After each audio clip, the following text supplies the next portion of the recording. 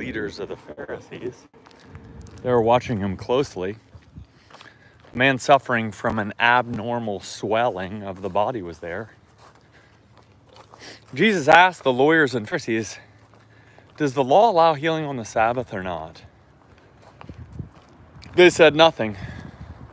Jesus took the man.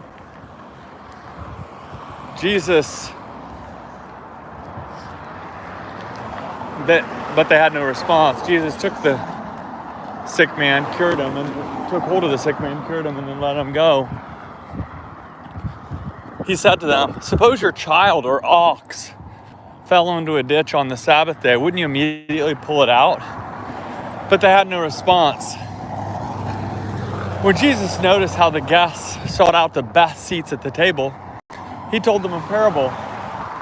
When someone invites you to a wedding celebration, don't take your seat in the place of honor. Someone more highly regarded than you could have been invited by your host. The host who invited both of you will come and say to you, "Give your seat to this other person." Embarrassed, you will take your seat in the least important place. Instead, when you receive an invitation, go and sit in the least important place. When your host approaches you, he will say, "Friend, move up here to a better spot." Then you will be honored in the presence of all your fellow guests. All who lift themselves up will be brought low, but those who make themselves low will be lifted up. Jesus also said to the person who had invited him, when you host a lunch or dinner, don't invite your friends, your relatives, your friends, your brothers and sisters, your relatives, or rich neighbors. If you do, they will invite you in return, and that will be your reward. Instead, when you receive an invitation, when you give a banquet, invite the poor, crippled, lame, and blind. And you'll be blessed because they can't repay you. Instead, you'll be repaid when the just are resurrected. When one of the dinner guests heard Jesus' remarks, he said to Jesus, "Happy are those who will feast in God's kingdom." Jesus replied, "A certain man hosted a large dinner and invited many people. When it was time for the dinner to begin, he sent his servant to tell the invited guests, 'Come, the dinner is now ready.' One by one, they all began to make excuses. The first one told him, 'I bought a farm and must go and see it. Please excuse me.'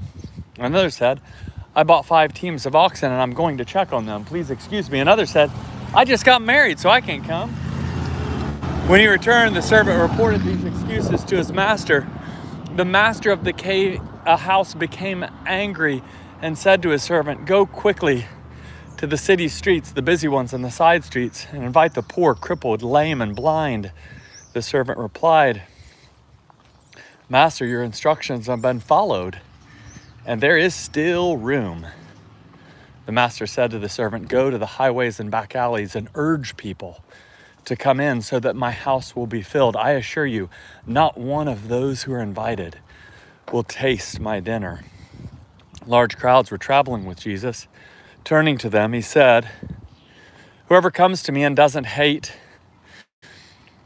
father and mother, spouse and children, and brothers and sisters, yes, even one's own life, cannot be my disciple.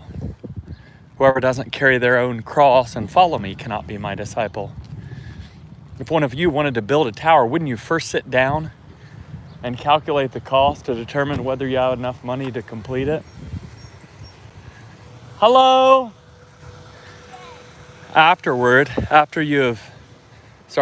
If one of you wanted to build a tower, wouldn't you first sit down and calculate the cost to determine whether you had enough money to complete it? Otherwise, when you have laid the foundation but couldn't finish the tower, all who see it will begin to belittle you. They will say, 'Here's the person who began construction and couldn't complete it.' Or what king would go to war against another king without first sitting down to consider whether his 10,000 soldiers could go up against the 20,000 coming against him? And if he didn't think he could win, he would send a representative to discuss terms of peace while his enemy was still a long way off. In the same way, none of you who are unwilling to give up all your possessions can be my disciple. Salt is good, But if salt loses its flavor, how can it become salty again? It has no value, neither for the soil nor for the manure pile. People throw it away. Whoever has ears to hear should pay attention. All the tax collectors and sinners were gathering around Jesus to listen to him. The Pharisees and legal experts grumbled, saying, "This man welcomes sinners and eats with them." Jesus told them this parable. Suppose someone among you had 100 sheep and lost one of them. Wouldn't he leave the other 99 in the pasture and search for the lost one until he finds it? And when he finds it, he is thrilled and places it on his shoulders. When he arrives home, he calls together his friends and neighbors, saying to them, "Celebrate with me because I've found my lost sheep." In the same way, I tell you, there will be more joy in heaven over one sinner who changes both heart and life than over 99 righteous people who have no need to change their hearts and lives. Or what woman, if she owns 10 silver coins and loses one of them, won't light a lamp and sweep the house, searching her home carefully until she finds it? And when she finds it, she calls together her friends and neighbors, saying, "Celebrate with me because I found my lost coin." In the same way, I tell you, joy breaks out in the presence of God's angels over one sinner who changes both heart and life. Jesus said a certain man had 2 sons. The younger son said to his father, "Father, give me my share of the inheritance." Then the father divided his estate between them. Soon afterward, the younger son gathered everything together and took a trip to a land far away. There he wasted his wealth through extravagant living.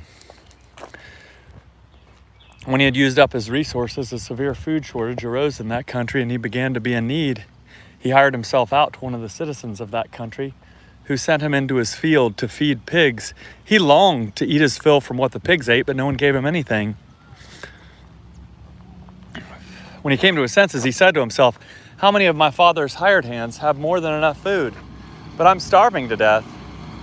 I will get up and go to my father and say to him, 'Father, I have sinned against heaven and against you.'" Hi, Charles. "I no longer deserve to be called your son. Take me on as one of your hired hands." So he got up and went to his father. While he was still a long way off, his father saw him and was moved with compassion. His father ran to him, hugged him, and kissed him. His father said, Then his son said, "Father, I have sinned against heaven and against you. I no longer deserve to be called your son." But the father said to his servants, "Quickly, bring